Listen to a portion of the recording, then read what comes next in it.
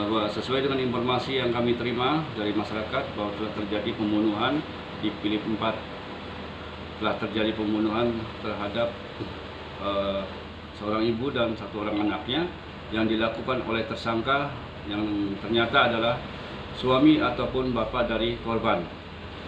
Nama tersangka yaitu Randy Arista, umur 34 tahun, dan korban adalah Yuni Kontesa, dan anaknya yang berumur 3 tahun nama Rajata Haikal.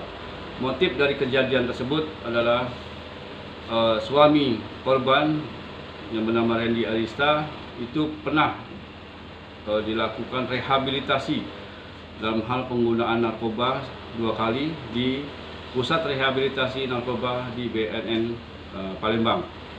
Dan semenjak tersangka Randy keluar dari rehabilitasi, memang ada kelainan, gangguan, kemudian terjadilah kejadian kronologis yang saya ceritakan tadi.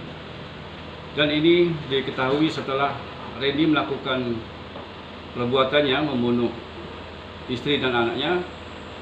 Randy melarikan diri dengan menggunakan 1 unit mobil jenis Toyota Kijang Kapsul warna merah. Dan sekarang dalam tahap penyidikan kami untuk berupaya dilakukan penangkapan. Kendaraan itu punya siapa, benar? Kendaraan yang dipakai ke korban melarikan diri itu milik orang tuanya. Dan korban sekarang dibawa ke rumah duka keluarganya di Philip 3. Cukup.